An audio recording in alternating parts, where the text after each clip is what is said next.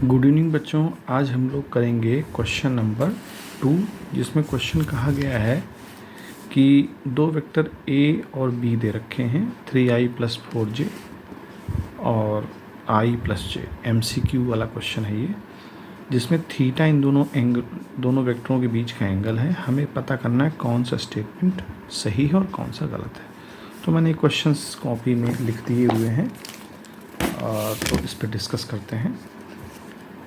यहाँ देखिए बच्चों, यहाँ मैंने क्वेश्चन लिखा हुआ है और इसमें हम लोग अब सॉल्व करेंगे। तो सबसे पहले देखिए, क्वेश्चन में कहा गया है कि ए और बी दो वेक्टर्स हैं और उनके बीच का एंगल थीटा है। ठीक है, तो पहला कहता है कि जो इन दोनों का एंगल है वो तो थीटा ही है। तो कहता है कि ये जो चीज़ लिखी है ये is the component of A along B, यानी बी के अलोंग ये कंपोनेंट है ए का। तो देखिए, मान लीजिए कोई भी दो वेक्टर अगर होते हैं, एक वेक्टर ए है और दूसरा बी है, या इसको ए मान लें, इसको बी मान लें, थीटा एंगल पर है। अब अगर हमें ए का कंपोनेंट बी के अलोंग चाहिए तो ए का कंपोनेंट बी के अलोंग ए कॉस थीटा होगा। ए का कंपोनेंट बी के अलोंग में क्या होगा? ए कॉस थीटा होगा। ठीक है, और चूंकि अलोंग बी चाहिए तो डायरेक्शन जो है हमारी क्या होनी चाहिए? बी की डायरेक्शन में होनी चाहिए। तो बी की डायरेक्शन हमको पता करना पड़ेगा, यानी कि बी का यूनिट डायरेक्शन हमको पता करना पड़ेगा। तो बी का यूनिट डायरेक्शन क्या होगा? अगर हम बी का यूनिट डायरेक्शन निकालें तो बी हमारा ये दिया हुआ i + j, तो इसका यूनिट डायरेक्शन हो जाएगा √2, क्योंकि 1 और 1 √2। तो ये तो हो गया डायरेक्शन अलोंग बी। और ए का मैग्नीट्यूड बी के अलोंग क्या हो जाएगा? ए कॉस थीटा। तो देखिए यहाँ लिखा हुआ है ए मैग्नीट्यूड है, कॉस थीटा कंपोनेंट है, और ये चीज़ डायरेक्शन है बी की, जो कि अलोंग कह रहा है। अलोंग की वजह से ये लिखा हुआ है। तो पहला आंसर हमारा करेक्ट है। दूसरा का आंसर देख लेते हैं। कह रहा है ये जो वैल्यू है ये is the component of A perpendicular to B. देखिए, बी के परपेंडिकुलर हमको क्या, अगर हम कहें बी के परपेंडिकुलर ए का कंपोनेंट बताइए तो क्या हो जाएगा? ए साइन थीटा, ए साइन थीटा।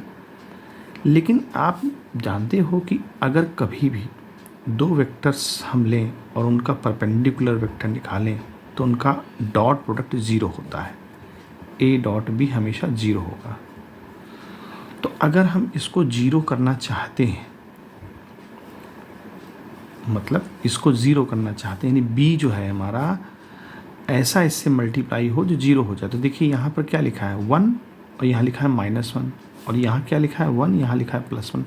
तो अगर हम 1 इसका कंपोनेंट लें 1 और इसका कंपोनेंट लें 1, 1 हो गया। फिर इसका कंपोनेंट +1 और इसका कंपोनेंट -1, तो क्या हो जाएगा? -1। तो क्या ये दोनों 0 नहीं हो रहे हैं? हो रहे हैं। भले ही नीचे √2 है, वो एक अलग मैटर है।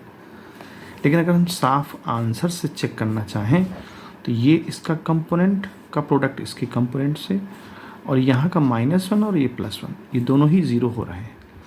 तो ये आंसर हमारा देखने से ही सॉल्व हो सकता है। हमें इसको सॉल्व करने की ज़रूरत नहीं पड़ेगी, क्योंकि हमें पूछा गया है कि जो चीज़ है is the component of A perpendicular. अगर परपेंडिकुलर की बात आएगी तो हमको इसका डॉट प्रोडक्ट 0 करना पड़ेगा।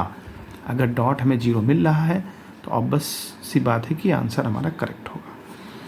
थर्ड आंसर देखिए, थर्ड आंसर रिपीट कर रहा है ए को, यानी ए और जो फर्स्ट आंसर है वो थर्ड आंसर का रिपीटिशन है। तो जब फर्स्ट आंसर सही हो गया तो थर्ड आंसर कहाँ से सही हो सकता है? क्योंकि इसने भी बोला है कि ये चीज़ is the component of A along B, लेकिन ऐसा तो है नहीं। Component of A along B हमारा तो यही आंसर है, तो इसका मतलब ये रॉन्ग हो गया। अच्छा, ये तो सही होगा क्योंकि हमने आपको दिखा दिया कि इन दोनों का डॉट 0 है। अब आते हैं फोर्थ ऑप्शन की तरफ। फोर्थ ऑप्शन में देखो क्या दे रखा है, ये भी वही चीज़ दे रखी है, सेकंड वाले को ही रिपीट किया है। Is the component of A perpendicular to B. तो हम पहले ही सेकंड में कह चुके हैं कि this answer is the component of A perpendicular to B. तो हमारा ये सही हो चुका है, तो ये अपने आप ही गलत हो जाएगा।